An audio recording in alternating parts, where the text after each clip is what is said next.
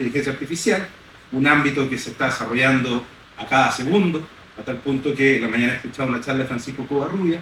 La literatura no alcanza a incorporar hoy día los cambios que van ocurriendo en la digitalización de las empresas y en la incorporación de la inteligencia artificial.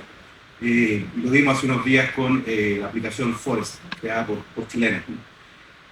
En lo que es transporte público y movilidad, los principales puntos, bueno, nosotros entendemos que los desafíos para el próximo gobierno en esto es la puesta en marcha de la fase 3 de las licitaciones red y la revisión de la fase 4. Ya hay algunas pequeñas bombas de tiempo, huevos de Pascua, diría algún cinéfilo, que van a provocar problemas. El tema de las 40 horas, por ejemplo, se está postergando para que las revisiones excepcionales que se hagan durante el segundo semestre del 2026.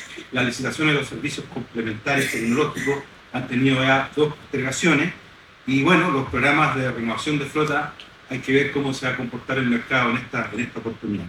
En lo que es el transporte de regiones, estamos a la espera del reglamento de la ley 21.692, que va a fijar el marco de atribución a los gobiernos regionales. La verdad es que muchas medidas no van a poder ser financiadas con el presupuesto del Ministerio de Transporte, sino que con la disponibilidad de los recursos FAR que van a estar alojados en los gobiernos regionales y que por esta reforma legal del año pasado tiene que gastarse obligatoriamente un 50% del transporte público. Lamentablemente los canales de gasto no están todavía definidos y ese reglamento los debiera contener, reglamento que aún no lo conocemos.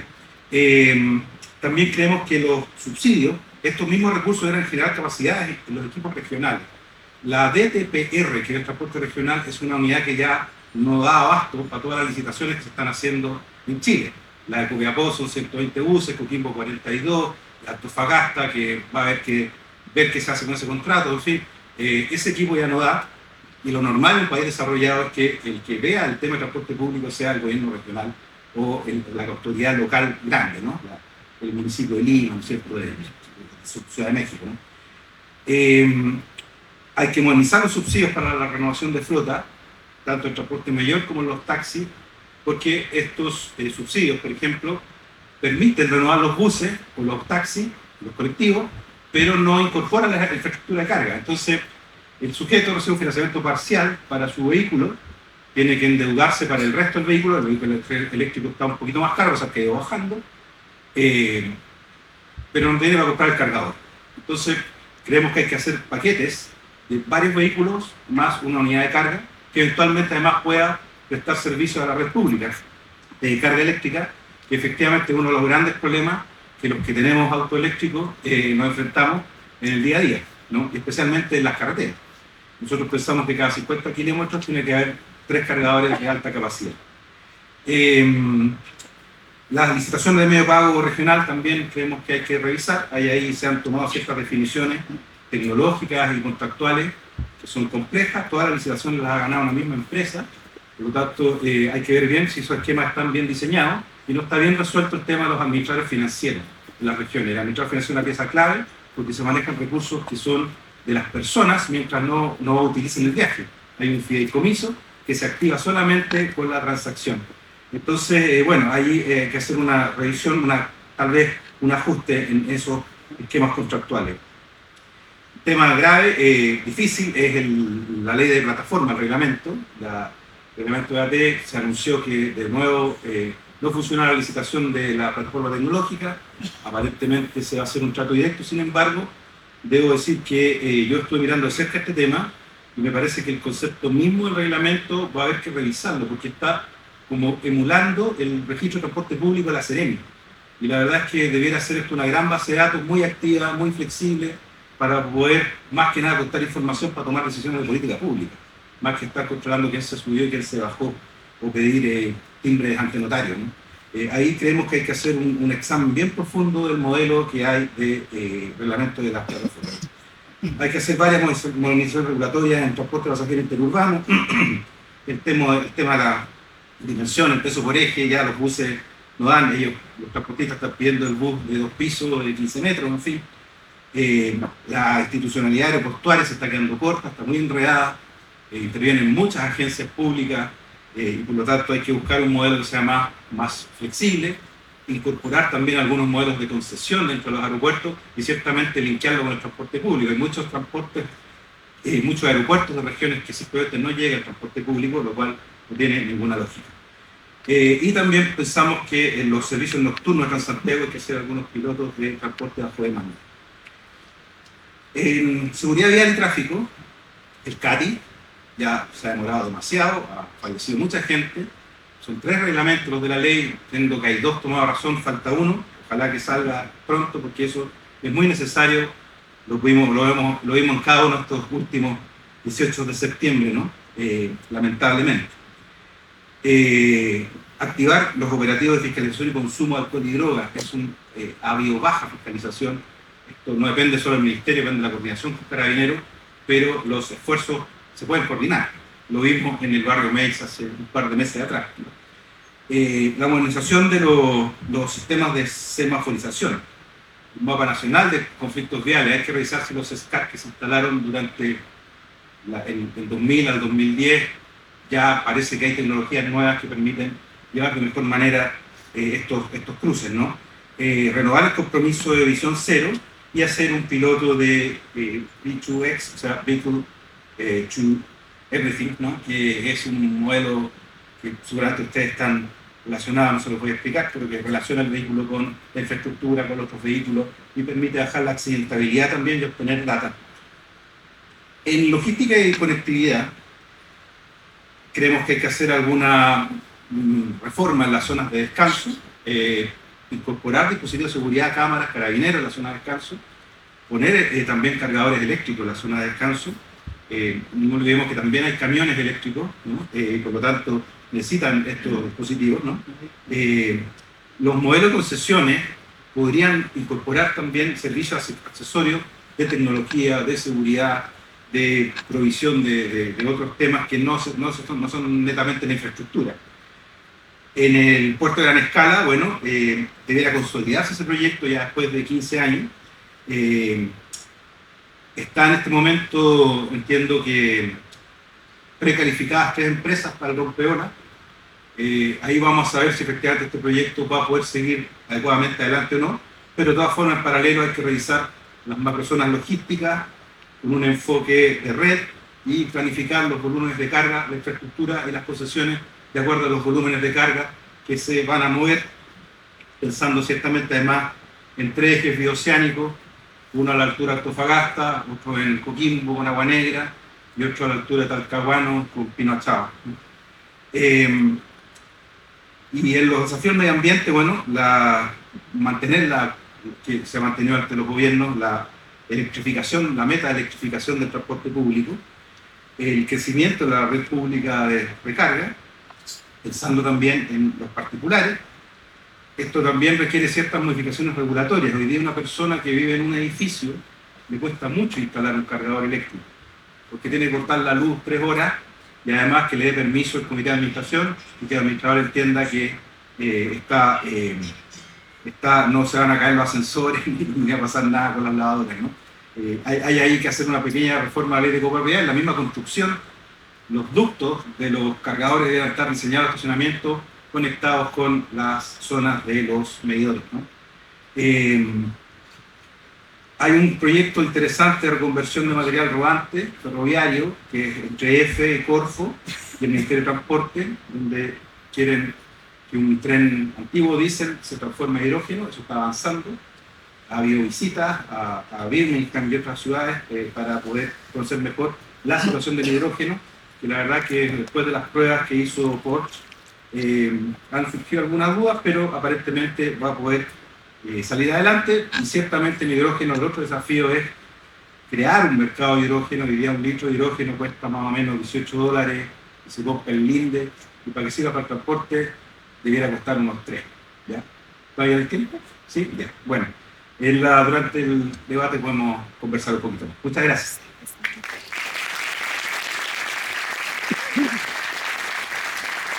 Agradecemos a Juan Carlos González, representante de Evelyn Mateo.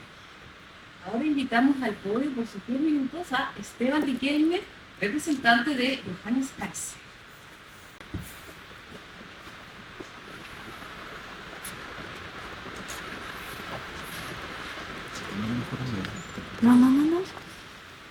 Buenas noches, agradecido por la invitación.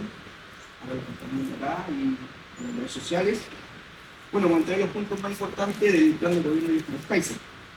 Lo primero es que un país que funciona dejando el mundo en libertad por un marco rotundo liviano, un estado que los incentivos sean correctos, el mundo de trabajo funciona mucho mejor que tratando de regularlo todo. Ponemos al sector privado al centro del desarrollo logístico nacional. Confiamos en que los emprendedores, guiados por precios, información local y responsabilidad propia, crearán hubs logísticos más eficientes, innovadores y conectados mejor que cualquier planificación central. Impulsaremos un modelo colaborativo e integrado donde el tren y el camión, junto con el puerto, trabajen formalmente coordinados para reducir los costos logísticos. Incentivaremos la coordinación basada en contratos libres y la libre competencia, que generen que cada modo de transporte establezca sus tarifas según oferta, demandas y costos reales. No se fijan tarifas unificadas y se subsidian modos específicos. Dejaremos que los precios actúen como señales que reflejan preferencias.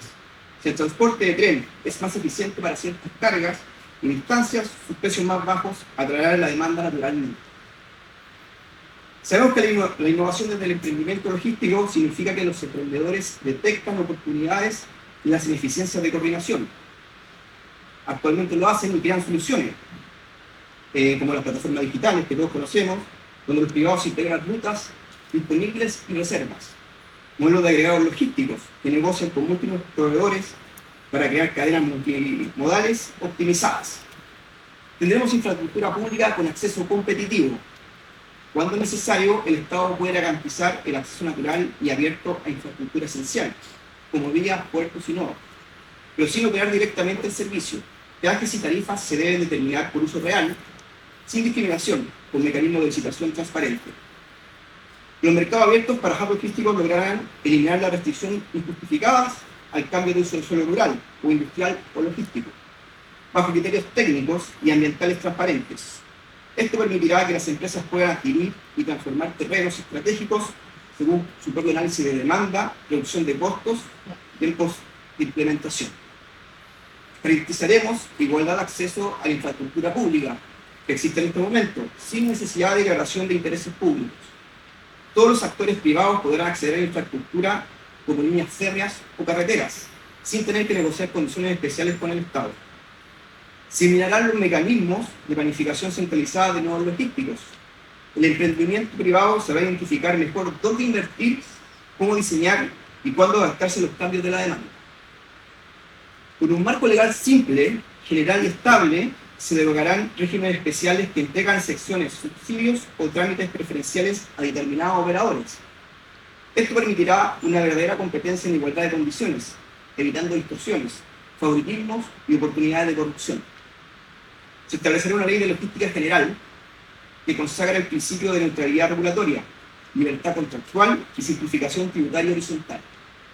No necesitamos más leyes sectoriales, sino una sola estructura legal que garantice seguridad jurídica, libre entrada y facilidad para celebrar contratos entre privados. La previsiología reducirá mediante integración digital de ventanilla única. La simplificación será universal. Nadie tendrá ventajas por cercanía al poder o por el tamaño del proyecto. La simplificación será universal para todos. Esto proveerá un ecosistema logístico diverso, con espacios para pequeños operadores y soluciones locales. Acá ponemos en contexto que estamos un cuello de botella importante en los permisos de edificación, además de los permisos sectoriales de medio ambiente, o sea, tenemos los informes de mitigación de impacto vial, el IMI, que los entrega el Ministerio de Transporte dependiendo de su tamaño, los medianos y los grandes, y los básicos los entregan las municipalidades. Sin un IMI aprobado, no se aprueba el permiso de edificación. Hoy el servicio público rechaza muchos IMI por detalles que son de fácil reparo, y esto genera demoras en la inversión, falta de trabajo y compromisos financieros que no se llegan a cumplir. Esto hace que la construcción se dilate por meses o un año fácilmente. Para solucionar esto se necesita voluntad técnica de los revisores de los informes y necesitamos inversión y trabajo. Esto se logra con la voluntad de todos. Acá citaré a nuestra querida Loris de Pérez. Abro comillas. Cuando estamos revisando un trámite, pensemos que detrás de eso hay personas, hay empleo, hay desarrollo económico. Eso lo dijo la semana pasada en el ANE, cierro comillas. Estas mismas trabas las encontramos en municipalidades el Ministerio de Desarrollo Social, el Medio Ambiente y el Ministerio de Transporte, entre otros. Entre algunas mejoras, por ejemplo, se establecerá un nuevo mecanismo de metodología de evaluación social relacionado con la movilidad y el transporte público, por factores que en estos momentos no están siendo considerados, como la protección a la vida en puntos negros viales. Buscaremos la renovación y expansión de la red de trenes de carga. Presentamos un plan ambicioso pero realista para modernizar y ampliar la red de trenes. Una visión basada no en la planificación central ni en grandes monopolios estatales, sino en la libertad de empresa, el dinamismo regional y la innovación. Tendremos red ferroviaria abierta a múltiples operadores.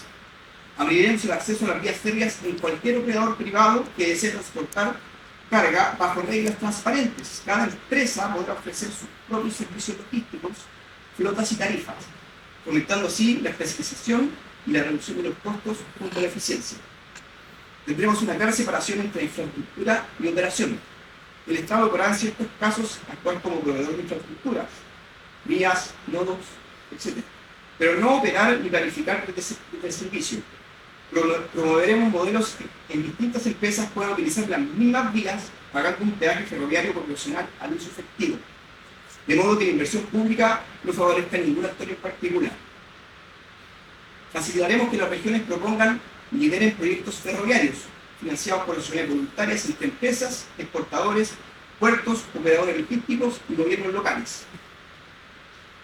A pesar de todo esto, y las buenas intenciones, tenemos que tener claro que estamos atrasados en los corredores bioceánicos, tanto en el vial Capricornio como en el corredor central, y también quedaremos en desventaja frente a Perú con el megapuerto de Chancay. Debemos darnos prisa con esto. El puerto exterior de San Antonio y buscar a lo largo de Chile la creación de un megapuerto, puede ser en Antofagasta, Coquimbo o Coronel. Hay que darle suma urgencia, ya que perderemos la ventaja que teníamos con proyección hacia ese Pacífico. Con respecto al transporte público de nuestro sistema red Extra Santiago, bueno, en el de la Contralora General de la República dio a conocer ciertas cifras que son muy preocupantes sobre la evasión, llegando al 37%. Esto quiere decir que 4 de cada 10 usuarios no pagan el pasaje. Cito la Contralora nuevamente, abro comillas, y a pesar de los esfuerzos que han hecho los distintos gobiernos para contener la evasión, esta se mantiene más o menos plana. Pero tenemos que hacer algo porque hay muchos recursos públicos involucrados. Al poner en cifras lo que significa la evasión, que además la pagan todos los chilenos, de Arica a Punta Arenas, sin ser usuarios, se traduce en el 2003 en 230.000 millones de pesos y en el 2024 en 192.000 millones de pesos. Las pérdidas por evasión el año pasado significan, por ejemplo, dejar de construir 17 CESFAM. No olvidemos que el subsidio del sistema red del año pasado fue de 1.129.000 millones de pesos. ¿Cómo vamos a combatir y reducir la evasión? Reemplazando el subsidio generalizado por un sistema segmentado de tarjeta de transporte. Implementaremos un sistema de tarjeta de transporte que priorice los grupos que dependen del transporte público, los trabajadores, los estudiantes y los jubilados, promoviendo la responsabilidad individual. Haremos una segmentación para maximizar la eficiencia social y fiscal. El modelo propone crear 3 tipos de tarjetas subsidiadas. La tarjeta laboral para trabajadores informales con un valor mensual accesible y viajes ilimitados durante el mes. Tarjeta estudiantil avanzada para estudiantes de instituciones acreditadas con bajo costo o sin costo y la validación semestral. La tarjeta de movilidad para jubilados dirigida a personas con pensiones, con subsidios completos o parciales, según su nivel de ingresos, para facilitar el acceso a servicios médicos, trámites y vida comunitaria. También contaremos con una plataforma digital integrada para una gestión ágil, para permitir un control transparente y eficiente donde se controlará con firmeza la evasión. Tendrá una implementación gradual y territorial priorizada. La implementación será gradual y se priorizará por comunas con mayores niveles de evasión y dependencia del transporte público. Tendremos alianzas públicos-privadas y fortalecimiento de la cultura cívica. Fomentaremos alianzas público-privadas para incentivar a la empresa a cofinanciar el transporte para sus trabajadores. Además, se realizarán campañas de concientización que vean una cultura responsable, que hace un par de décadas solo la tenía. Lograremos una eficiencia fiscal y la reducción de la evasión. La tarjeta personalizada con control automatizada eliminará los incentivos para evadir el pago del pasaje. Además, al destinar los recursos solo a quienes realmente lo necesitan, optimizamos el uso del gasto público. Esta propuesta no solo busca mejorar la eficiencia del sistema de transporte público, sino que también fomentar la responsabilidad individual. Segmentando subsidios, el Estado facilita el acceso a quienes más lo necesitan, sin distorsionar el mercado ni generar incentivos negativos. El modelo, por lo tanto, es una solución inteligente y eficiente para un problema complejo. No podemos dejar de mencionar que hace exactamente 18 años se empezó a funcionar el Transantiago, bajo una implementación fallida. No olvidemos que el sistema anterior lo costaba al Estado por cero. Y todos pagábamos el pasaje. Yo creo que aquí alguien pagó el pasaje, entró por la puerta de atrás en bus, y había principios civilizatorios. Por cadena humana uno pagaba el pasaje y volvía al puerto por la plata. Ese camino, esa senda de civilización tenemos que retomarlo. Además, es de suma urgencia mejorar la experiencia del consumidor al tomar una micro. Debemos de forma urgente metronizar la micro, para que los usuarios tengan los mismos estándares del metro, que últimamente está fallando, pero estoy hablando a largo plazo, el metro no fallaba.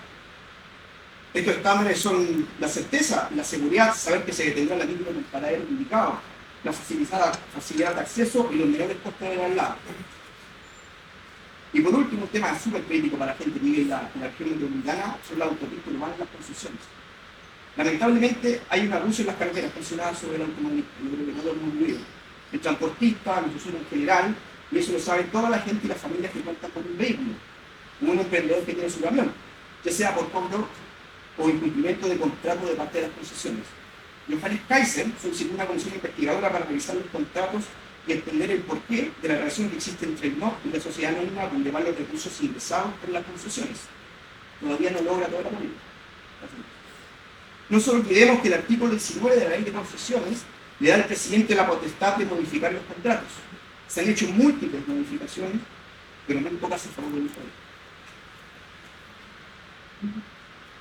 Nuestra idea y plan de gobierno le abre la puerta a todos los privados que quieran invertir en Chile, pero también estamos en contra del corporativismo y el abuso de los consumidores. Las tarifas que cobran las autopistas son exageradas, además cobran tarifas de circulación cuando tienen demanda inelástica y son monopolios naturales. Por ende, se debe revisar las tarifas y los cobros, se debe buscar la forma de encontrar una tarifa plana o una reducción de estas. Otro problema que detectamos en el artículo 114 de la ley 18.090 también se debe revisar y estudiar, ya que afecta al derecho de propiedad del automovilista. Las autopistas ya recuperaron la inversión y además se obtuvieron ganancias sobre lo proyectado. En este gobierno renovó el contrato de la autopista Global Vía, pasando a autopista central, cobrando lo mismo si se hubiese hecho desde cero, cuando solo se debía cobrar la mantención y la reinversión necesaria para mantener el nuevo estado. En nuestro gobierno eso no pasa nada. Gracias.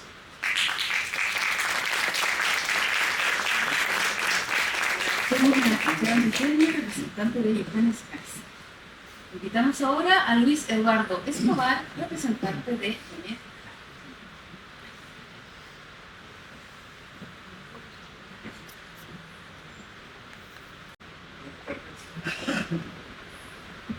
Muchas gracias por la invitación. Me da mucho gusto estar aquí. Quisiera saludar especialmente al decano, a la vicedecano, a la presidenta de la sociedad y a todos los presentes, muchos de los cuales me conocen. En ese punto, en realidad, quisiera señalar que yo no soy un experto en transporte. Yo soy un economista que se ha dedicado básicamente a las políticas públicas durante los últimos 40 años. En consecuencia, algunos de los detalles que se han planteado aquí no son materias que yo vaya a tratar, salvo cuando contestemos las preguntas que entiendo que vienen en el segundo. Por lo tanto, déjenme decir algunas cosas generales respecto de lo que está en nuestro programa y cuál es el enfoque que le queremos dar en el caso de que al gobierno, digamos, en el caso de que nosotros seamos elegidos, que nuestra candidata sea elegida. Quisiera partir, eso sí, diciendo que después de lo que dijo el decano, yo creo que ese es el desafío central, más allá de todo el cuestionamiento político, tenemos que preocuparnos de poder sobrevivir en este planeta, y eso tiene mucho que ver con lo que hemos señalado al inicio. Así que suscribo plenamente sus palabras. Respecto a nuestro programa, se trata de un programa que está basado en 4 ideas o 4 pilares fundamentales. El primero es que tiene que haber un nivel de crecimiento económico que genere suficiente empleo y que genere además salarios que permitan vivir decentemente. Lo segundo, y es una condición necesaria para pero no suficiente, para poder realizarlo, obtener estas tasas de crecimiento, es tener ciertos grados de seguridad para nuestras familias y el desarrollo de las actividades económicas en todo el territorio nacional. El tercer elemento es que nosotros, siendo una coalición de 9 partidos de centro-izquierda, creemos firmemente que la única manera de poder avanzar como sociedad conjuntamente de forma tal de crear condiciones de convivencia social que sean aceptables es construir un Estado, llamémoslo social, que garantice que las personas puedan desarrollar sus habilidades y tener compensaciones acordes con sus esfuerzos. Y por último, y creo que esto es bastante importante en las situaciones en que nos ha tocado vivir en los últimos años, tenemos que de alguna manera fortalecer la convivencia democrática en el país y también tenemos que buscar formas de defender el multilateralismo, la paz internacional y los derechos humanos. Esos elementos son importantes para crear el entorno internacional que permita que nuestra economía pueda crecer. Sobre estos 4 pilares, nuestro programa propone en algo más de 100 páginas 383 medidas que ustedes las pueden encontrar en el programa detalladas, todas las cuales han sido debidamente calculadas y estimadas en cuanto a sus costos. Tienen que ver con temas como descentralización, que ya se mencionó anteriormente aquí, la importancia de delegar en los gobiernos regionales y en los municipios las decisiones que de manera más razonable debieran tomar ellos. Tiene que ver con temas de agricultura, incorpora discusiones sobre infraestructura, hay temas de transporte, hay temas de defensa, está considerado los temas de pobreza, están considerados también temas como el cuidado de los niños, niñas y adolescentes, así como de los adultos mayores, pymes, etc. En 100 páginas muchas propuestas. Todo lo anterior, como decía anteriormente, que requiere de una economía que crezca mucho más rápido de lo que ha venido creciendo la economía chilena. Y eso, a nuestro juicio, requiere que las empresas y el gobierno inviertan más. ¿Por qué creemos y ponemos tanto énfasis en el tema de la inversión? Si uno mira las cifras económicas de la economía chilena de los últimos 20, 25 años, ustedes van a ver que las exportaciones, que en la primera década de este siglo, la economía chilena crecía al 4,5% anual, más o menos, en promedio, y las exportaciones crecían al 2,3% anual real, en términos de volumen. Y la inversión durante ese periodo también crecía en términos reales a una tasa de casi el 11% anual. Eso generaba esta tasa de crecimiento del 4,6-4,7% anual. Durante los últimos 11 años que terminaron en el año 2024, tenemos una economía que creció al 2,1% anual. Y eso se debe en gran medida porque las exportaciones crecieron a un 0,5% anual y la inversión creció solo a un 0,8% realmente. O sea, si nosotros no hacemos un esfuerzo enorme, mucho más grande de lo que hemos hecho hasta ahora, en materia de inversión y de inversión para generar producción exportable, vamos a seguir estancados creciendo a una tasa de 2%. Desde luego, la inversión que nos interesa es la que tiene que ver con la que nos permita exportar más, porque eso es lo que nos va a dar, los ingresos necesarios para poder elevar las condiciones de vida de nuestros ciudadanos de forma sustentable. Y esa inversión tiene que estar en áreas económicas donde tengamos ventajas comparativas, tiene que desarrollar otras áreas, como por ejemplo el hidrógeno verde, donde el cual digamos que todavía está todo por hacerse, y debe fortalecer entonces nuestro crecimiento y nuestra capacidad de exportar. ¿Qué medidas específicas estamos proponiendo para obtener estas tasas de crecimiento? En primer lugar, destrabar procesos de inversión que están retrasados, dándoles todo el apoyo que le pueda dar la Presidencia de la República, que en este país es bastante poderosa. En segundo lugar, fortalecer la institucionalidad de supervisión de lo que tiene que ver con el sistema de inversiones. Y ahí creemos que es muy importante seguir avanzando en lo que se logró hacer durante este gobierno en materia de los permisos sectoriales. Hay que reformar el sistema de evaluación de impacto ambiental. Hoy día los procesos ambientales son realmente una traba fundamental para ejecutar inversiones. Y ahí hay dos criterios que a mi juicio, de nuestra campaña son centrales: la admisibilidad para poder participar del proceso y la recursividad del sistema, que hace que una vez aprobado se siga repitiendo, se siga judicializando y que muchas veces terminemos en la Corte Suprema no una vez, sino que varias veces. Y lo tercero es también tratar de simplificar el sistema de evaluación de proyectos, lo que tiene que ver con el Sistema Nacional de Inversiones, de forma tal de que la evaluación de los proyectos corresponda realmente al grado, a la importancia que tienen esos proyectos y a la complejidad que pueden tener. Además, creemos que hay que desarrollar una cartera de inversiones estratégicas de largo plazo, y eso se hace junto con el sector privado y con la academia. Hay varios sectores en los cuales podríamos trabajar. En energía, todo lo que tiene que ver con litio, hidrógeno verde, la energía solar, eólica, y desde luego el almacenamiento de energía que hoy día no tenemos y que nos obliga a perder buena parte de la energía renovable y no convencional que generamos. Y por último, hay que, ya hemos visto, mejorar los sistemas regulatorios. Estamos, estos días ha quedado demostrado que tenemos serios problemas en esa área, pero también tenemos que preocuparnos de fortalecer y darle más resiliencia a nuestro sistema de transmisión y de distribución. También hay espacios estratégicos para desarrollar el abastecimiento de agua dulce. Las plantas desaladoras multipropósito son un tema central. La agricultura en Chile consume el 82% del agua dulce de este país y estamos perdiendo áreas agrícolas por la incapacidad de regarla.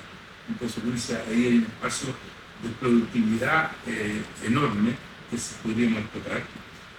Transporte, que es el tema de hoy, y telecomunicaciones, donde hay muchas tareas por completar. Potenciar el sector agrícola y forestal. Nuestra área forestal ha ido decayendo en los últimos años, y nuestras grandes empresas forestales se han ido a invertir fuera de Chile ante la incapacidad de poder seguir aumentando la producción en Chile. Y nosotros creemos que ahí, aguas abajo, hay mucho espacio para trabajar. Pesca y acuicultura, no olvidemos que el salmón es la segunda exportación más importante de Chile después del cobre. En fin, así que hay espacio en el cual podemos trabajar. En línea con lo anterior, y para poder desarrollar proyectos viables en estas áreas, proponemos crear una oficina presidencial de proyectos estratégicos, donde también entrarían algunos proyectos clave de transporte, como tiene que ver, por ejemplo, el puerto internacional de San Antonio, y también otras áreas que tienen que ver con el desarrollo de las conexiones oceánicas que han estado largamente postergadas. Yo estuve en el Ministerio de Hacienda durante el gobierno del presidente Lagos, y nos invitaban a conferencias internacionales para desarrollar estos pasos bioceánicos, y resulta de que en realidad nos pedían que fuéramos a las reuniones, pero nos quedáramos callados. Por suerte, ya 25 años después, estamos empezando a considerarlo con más seriedad. Por último, ya un minuto, creemos que hay que atraer más inversión extranjera directa. La inversión extranjera directa aporta tecnología, aporta conocimiento, aporta vínculos comerciales, que son muy importantes en función del crecimiento. Y lo que es más importante, y que nosotros no olvidamos jamás, es que el 90% de la formación bruta de capital fijo en Chile la hace el sector privado. Entonces, esto no es cosa de que uno desde el gobierno le va a decir al sector privado lo que tiene que hacer. Y en consecuencia tenemos que llegar y construir acuerdos público-privados para poder impulsar estos proyectos y sacarlos para adelante. Si nos sentamos a esperar a que el sistema de precios decida por su cuenta, podemos seguir esperando y crecer al 2% por século.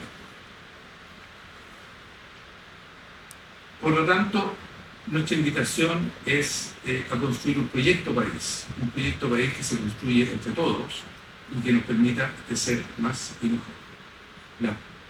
El tema específico de transporte lo hablaremos en el periodo de la pregunta y respuesta. Muchas gracias.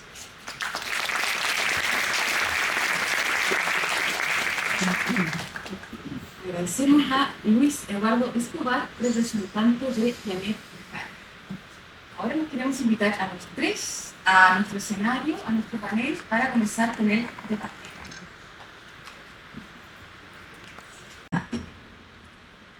Chile es desde hace un tiempo uno de los países que más ha promovido la electromovilidad, especialmente para el transporte público, logrando que Santiago se constituya como la ciudad con más buses eléctricos fuera de China. ¿Cómo planea expandir esta política a regiones, fortalecer la infraestructura de carga eléctrica y asegurar su continuidad como política de Estado? Juan Carlos.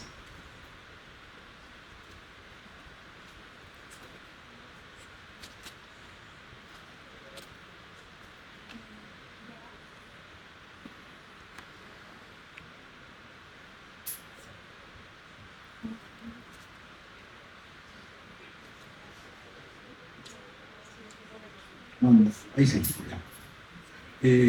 Bueno, perdí 30 segundos. Así no va a llegar a ningún lado. Reiniciamos.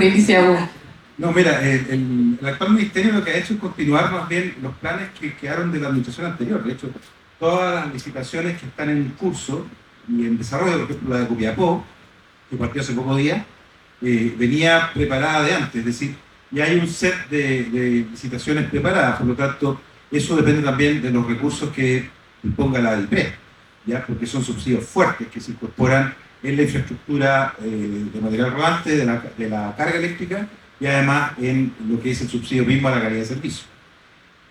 Nosotros creemos que eso hay que complementarlo ahora con el programa de renovación de flota, el Renueva tu Micro, en el que hoy día se renueva de a una micro, que es la más antigua, y además no hay experiencia en esos operadores tradicionales de regiones en este tipo de transporte. Por lo tanto, creemos que en esos programas hay que incorporar empaquetamiento, pedirle un poco más de formalización y además incorporar la infraestructura de carga, ¿no? Eso creemos que es básicamente, y para la electromovilidad también lo mencionamos hace un rato atrás, poner muchos más cargadores en lo que es lo domiciliario, facilitarlo, y poner cargadores en la zona de descanso y ciertamente en las carreteras y estaciones de servicio. La verdad es que las inversiones no son tan altas y la verdad es que cada vez se va a modificar más el uso de la electromovilidad en todo tipo de transporte. Gracias. Muchas gracias, Juan Carlos. Esteban. Bueno, aló. Aparte de la presentación, yo soy transportista. Tengo 20 años de rubro en transporte de carga y transporte de pasajeros. Entonces, tengo conocimiento empírico de la zona. En la parte de transporte público en Santiago estamos bien avanzados con la electromovilidad. La segunda ciudad con más buses eléctricos del mundo. En Copiapó ya da 120 buses que su flota completa de bus eléctrico. Pero en la parte de transporte de carga es muy difícil. Y en la parte de transporte de pasajeros, que los particulares llegar al 100%, tener un 50 o un 30% de parque automotriz eléctrico es dificilísimo, por lo que decía el decano, electromineras. En Europa esto ya pasó. Cuando hay un fin de semana largo y se ven toda la gente con su vehículo eléctrico, es como recargarlo, esto no es como echar benzina y estar 5 o 10 minutos cargando los tanques. La mitad de la carga son 3 o 4 horas. Entonces pensar en que todos los vehículos, o una gran parte del parque automotriz sea eléctrico, es difícil, no va de acuerdo con la realidad. Pero hay que seguir con la senda del transporte público y tratar de llevar el transporte de carga y como está funcionando Chile, que en los descansos hayan 100 o 150 cargadores que cuando ustedes ven pasan por la ruta 5 hacia el norte o hacia el sur de los camiones en la noche, los camiones descansando, hay una cantidad enorme de camiones. Entonces, tener cargadores para cada uno de ellos es difícil. Hay que implementarlo, pero hay que vivir el proceso, no el proceso. Gracias. Muchas gracias, Esteban. Luis Eduardo. Muchas gracias. Efectivamente, yo estoy de acuerdo contigo que la electromovilidad es un desafío enorme. Por lo tanto, hay que ver, hay que priorizar dónde uno va a partir. Yo creo que la decisión que se ha tomado como país de partir por el transporte público urbano ha sido un acierto. Y en ese sentido creo que eso es lo que hay que seguir fortaleciendo. Eso se facilita mucho cuando hay alguna autoridad que ordene lo que es el tránsito urbano y que permita la organización que resuelva una de las complejidades de estos sistemas. Se está avanzando en Valparaíso, se está avanzando en Copiapó, hay cosas en las cuales podemos seguir trabajando, y la parte de los automóviles particulares y el transporte pesado, digamos, de camiones, yo creo que es de más largo plazo, requiere además algún sistema de estandarización. Hay distintos estándares, entiendo, el estándar norteamericano, el estándar europeo, el estándar chino, cada uno de esos requiere enchufes y mecanismos distintos. En consecuencia, yo creo que a eso hay que darle un tiempo, y por ahora fortalecería todo lo que tiene que ver con el transporte urbano. Excelente, Luis Eduardo. La segunda pregunta es acerca de la seguridad vial. Hoy en Chile mueren más personas por siniestros de tránsito que por hechos de delincuencia. Sin embargo, la seguridad vial no se aborda con la misma prioridad política ni presupuestaria que la seguridad pública. En ese sentido, la ley CATI busca mejorar la seguridad mediante la fiscalización automática de infracciones graves. ¿Cuál es la visión del programa de su candidatura respecto a la seguridad vial como parte integral de la seguridad pública, y qué estrategias se adoptarán para avanzar en esta materia? En el año 2010 yo era jefe legislativo del Ministerio de Transporte. Me tocó escribir el primer borrador de la ley CATI y dejarlo ingresado antes del gobierno, de que terminara el gobierno del presidente Piñera, el primer gobierno. Nosotros, para escribir eso, fuimos a conocer la experiencia, particularmente en Francia y España, y lo hicimos muy convencidos. La CONACET hizo un largo trabajo prelegislativo para que los parlamentarios lo aprobaran. Es decir, eso es una iniciativa que partió, que después tuvo un largo sueño durante el segundo gobierno de la presidenta Bachelet, y se retomó en el segundo gobierno del presidente Piñera, y se terminó en el gobierno del presidente Boric. Es decir, ha pasado por todas estas etapas. Por lo tanto, nuestra visión sobre el CATI es totalmente clara. Hemos sido los promotores de esa normativa. Lamentamos todo lo que se ha demorado su implementación. Lamentamos cada muerte que ha habido en el intertanto. Y ciertamente creemos que es urgente echarla a andar. El CATI no es solamente para las carreteras, es también para las zonas urbanas que tienen alta accidentabilidad. Se mide con una metodología de instalación del punto de control, social enforcement, y hay otro desafío, que es que la última versión de la ley lamentablemente estableció una estructura judicial muy compleja, donde hay demasiados recursos contra la infracción ya cursada a pesar del medio de prueba electrónico. Como te digo, nosotros vamos a seguir adelante con eso hasta montarlo. Gracias. Muchas gracias, Juan Carlos. Esteban. Bueno, actualmente, para valorar un proyecto, la vida humana no tiene valor. Los puntos negros viales no tienen valor. Se mide, para valorar un proyecto sea rentable, se mide el PIAN, de lo que estamos hablando, se mide cuánto gasta el auto, cuánto se gasta los neumáticos, cuánto la demora del auto de un punto a otro, pero la vida no tiene valor. Entonces, para nuevos proyectos hay que poner un valor a la vida. Y un valor que haga un fuerte cambio en el proyecto, porque si no, no sirve de nada. Y el CONACET, las cifras que tiene el CONACET en estos momentos son reales, porque la trazabilidad son de 2 días. El año pasado, si no me falla, la cifra fue de 1.429 personas, pero el seguimiento es a 2 días. En Europa, en España, en Noruega, en otras partes de Europa son 30 días. Por eso los españoles, cuando hicieron el cambio del seguimiento, cuando pasaron de 12 a 30 días, se les disparó la muerte por accidente de tránsito. Y eso tenemos que hacerlo acá también. O sea, hay que cambiar la normativa. Gracias, Esteban. Luis Eduardo. Bueno, efectivamente yo creo que todos coincidimos en la importancia de la ley CATI. Es algo que está más vale tarde que nunca, decía mi abuela. Y en ese sentido nos hemos demorado demasiado tiempo en hacer esto. Y en parte porque yo creo que hay una cierta rebeldía dentro de nuestro aparato legislativo que refleja una cierta rebeldía ciudadana a ser controlado. Si los fotorradares existían, fueron eliminados, y esta es una forma distinta de tratar de introducir básicamente la misma idea. Como algunos de ustedes saben, yo hice mi adolescencia en Estados Unidos, y ahí habían varios de los elementos que están en la ley CATI. Por ejemplo, esto de los puntos, de que uno le descuente los puntos o le sumen puntos, dependiendo de cómo uno lo quiere hacer, pero básicamente de acumular puntos en contra, de forma tal de suspender la licencia por un determinado tiempo o simplemente llegar a terminarla si acaso alguien no está disponible a respetar las reglas de tránsito.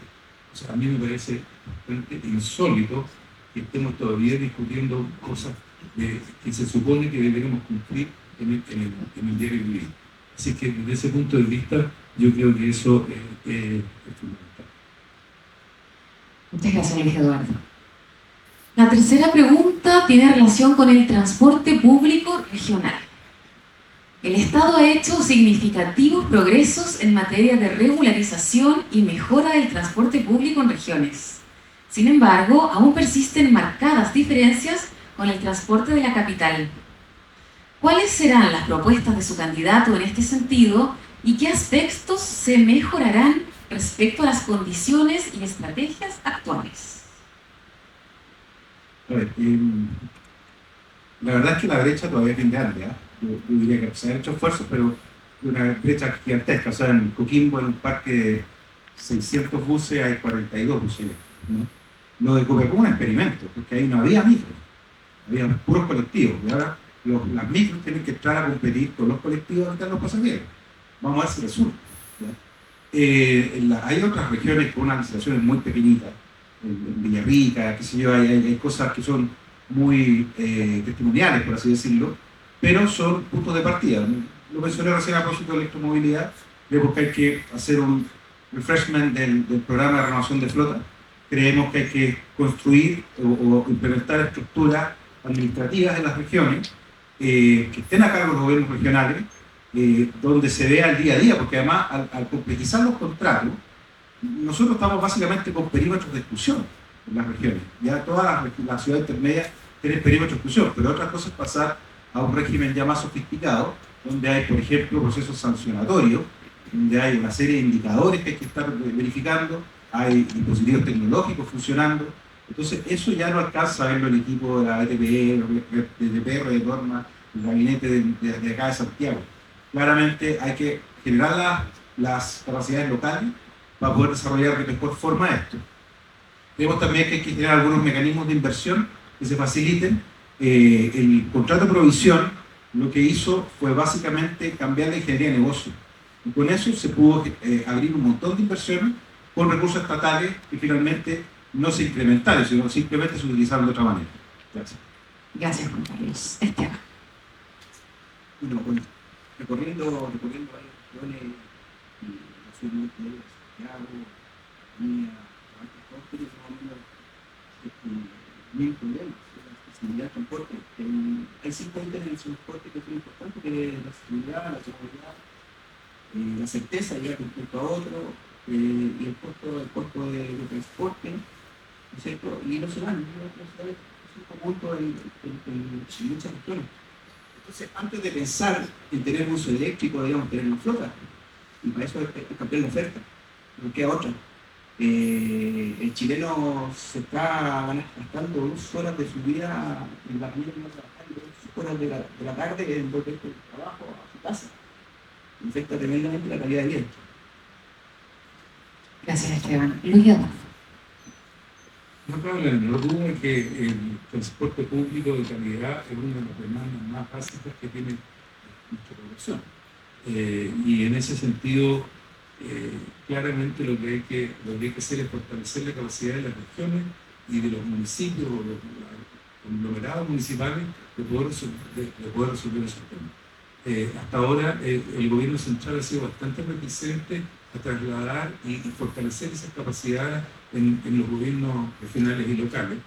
Y mientras no hagamos eso, en realidad vamos a seguir viendo de qué manera se va a resolver desde del gobierno central estos problemas y lo que ha ocurrido es que no se resuelven, porque no hay el mismo grado de interés, no hay el mismo grado de urgencia, no hay la priorización que tiene la persona que está directamente accesible al ciudadano día a día cuando está en un gobierno regional o en un municipio.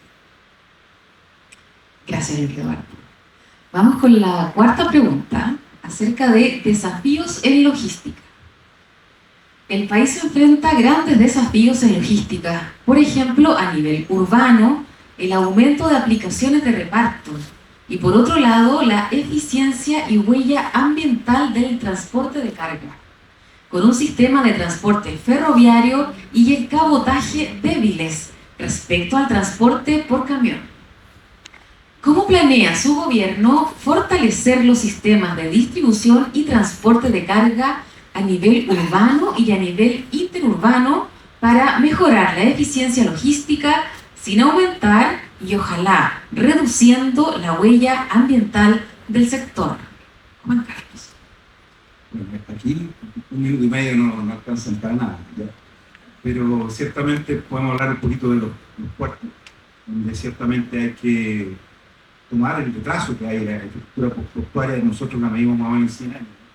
Y además con una demanda que se está incrementando y con buques que son cada vez más grandes. Ahí en los puertos hay harto que hacer, y esto se habla también a cadenas logísticas, es decir, el puerto hoy día se administra como un territorio muy independiente, autónomo, pero la verdad es que el puerto responde incluso al exportador, al productor de fruta que está en el campo profundo, en la séptima región, por ejemplo.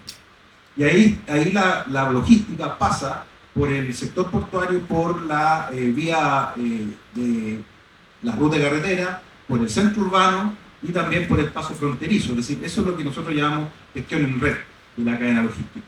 Y ahora en la logística de última milla, claramente en los centros urbanos más densos, hay que recurrir a la electromovilidad del vehículo pequeño.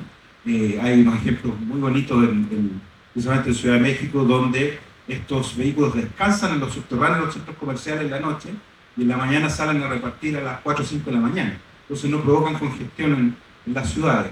Ya la logística de los paquetitos de Alibaba, de todo eso, Temu, bueno, ahí hay iniciativas bien bonitas. Algunos centros de distribución se han instalado ya en China para facilitar la cadena aduanera, ¿no? Que también es una brecha, un problema que hay de aquí, que me gusta mucho del poco, así que hay que conocer así. Muchas gracias. Esteban. Bueno, para mejorar el tema logístico necesitamos tener infraestructura. Y es mucho dinero, y para eso tienen que dar privado. Necesitamos posicionar. En los 90 llevaba muchas compras a la concesión, porque había un compromiso presidencial. Ahora no existe. Y esa deuda es tomar. El presidente de la República tiene que comprometerse con las concesiones y poder llevar a cabo infraestructura crítica que necesitamos. Y no tienen que ser políticas del gobierno turno, tienen que ser políticas de Estado. Porque la infraestructura queda, pero los gobiernos pasan. Y en eso no podemos ver. Gracias. Gracias, Esteban. La logística es un desafío mayor de nuestro país, sobre todo porque son largos y flacos. Entonces, aquí efectivamente tenemos un problema bastante serio. Yo quisiera tal vez mencionar dos cosas. Uno que tiene que ver con el puerto de San Antonio. El puerto de San Antonio, si nosotros no resolvemos el problema ferroviario para poder sacar buena parte de la carga de San Antonio por vía ferrocarril, principalmente que está destinada a Santiago, vamos a tener una cola de camiones que no caben en la carretera, simplemente. En consecuencia, ese es un desafío que de la próxima administración, ya que se van probablemente a empezar a construir el molo de abril en San Antonio, con lo cual se da la señal definitiva de que lo de San Antonio va. Tenemos que enfrentar el desafío logístico que eso significa, y no es menor. Hay que hacer los túneles de nuevo, hay que hacer los puentes de nuevo, hay que hacer una doble vía, hay que tener centros de transbordo, etcétera, etcétera. Eso como un gran desafío. Y hay otro que tiene que ver con la zona del Biobío, sobre todo si hacemos las conexiones bioceánicas a esa altura. Y por último, yo creo que también el tema logístico urbano es bastante serio y donde nosotros podríamos aprender lecciones de lugares como Ciudad de México, en los cuales hay restricciones horarias, son vehículos eléctricos, etc. Entonces, ahí hay un desafío que además es bonito intelectualmente. Gracias. Vamos a la última pregunta, acerca de tarificación vial. En 1991 se presentó al Congreso un proyecto de ley sobre tarificación vial para cobrar por el uso de las vías urbanas congestionadas en Santiago. Fue modificado en 1994 y aprobado en 1996 por la Cámara de Diputados. Finalmente, el Senado rechazó la idea de legislar y a fines del año 2002 se retiró el proyecto del Congreso. En el gobierno de su candidato, ¿se evaluaría la implementación de tarificación por congestión, entendiendo las condiciones actuales de congestión e impacto ambiental del automóvil privado? La verdad es que nosotros no hemos tenido esa idea en evaluación, ¿ya? Además creemos que políticamente es bien compleja de instalar, tendría que haber un consenso gigantesco para poder avanzar en una medida de ese tipo. Creemos que es más productivo el fomentar el uso del transporte público, fomentar ciertamente la interoperabilidad de los modos de transporte, de los medios de pago también. Tal vez la solución a la evasión no sea solamente la fiscalización, sino que también modernizar las formas de pagar el transporte público, como se ha hecho en Lisboa, como se ha hecho en Venecia, por ejemplo, ¿no? Entonces, la verdad es que la tarificación vial en las zonas urbanas, ya están las autopistas instaladas, ya permiten ciertos desplazamientos a otras velocidades, para otras demandas, a ciertos costos que todo el mundo reclama. Entonces, por lo tanto, creemos, al menos, que es un tema que no está en la agenda de nuestro gobierno y ciertamente se puede estudiar, pero para futuro, haciendo presente que políticamente es muy cuesta arriba. Quería aprovechar 20 segundos para decir que en la vía férrea a San Antonio hoy día no aguanta todo el tonelaje que permite el puerto, eso hay que hacer un trabajo de infraestructura grande. Ahora sí es interesante el tema de las estaciones de intercambio para la carga y ciertamente los modelos de concesión que podrían permitir modernizarlo. Hay en F, a sus áreas de construcción, generó un modelo bien interesante de concesiones colaborativas, ¿ya? Donde las alertas tempranas van solucionando los problemas apenas se producen y no esperan el conflicto. Gracias. Gracias. Santiago ya está tarificada. Como decía Juan Carlos, ya hay autopistas urbanas donde los precios son bastante onerosos, ¿no? Así que cuando nosotros en el programa tampoco tenemos considerado una tarificación, digamos, a la Londres, a la Oslo, qué sé yo, en que hay un cobro para entrar al centro de la ciudad. No lo tenemos considerado. No creo que en este momento sea una discusión de alta relevancia y creo que más bien lo que hay que hacer es tratar de fortalecer el uso del transporte público y que eso en el corto y mediano plazo va a ser más eficaz que tratar de cobrarle más a los ciudadanos por esa selección. Muchas gracias. Y ahora, cada uno de ustedes tendrá la oportunidad de dirigirse al público para dejar un mensaje y cerrar ideas que hayan desarrollado en este plenario. Cada uno tendrá un máximo de 3 minutos. Juan Carlos González. Bueno, muchas gracias primero que nada por la invitación. Sale carísimo. Durante la pandemia, el Plan Santiago se financió por kilómetros. ¿Y por qué? Porque en la noche estaba apagado. Eso te da la dimensión del costo del transporte nocturno. Si uno lo lleva a eso, a una menor cantidad de vehículos, que se planifiquen los servicios por algoritmo y no solamente por repitiendo la malla del día, ¿no? Y que todos paguen por la aplicación, claramente se va a producir un vuelco de los servicios nocturnos. Creemos que eso es una buena oportunidad. Lo otro es que en el tema de logística, el país tiene un retraso gigante.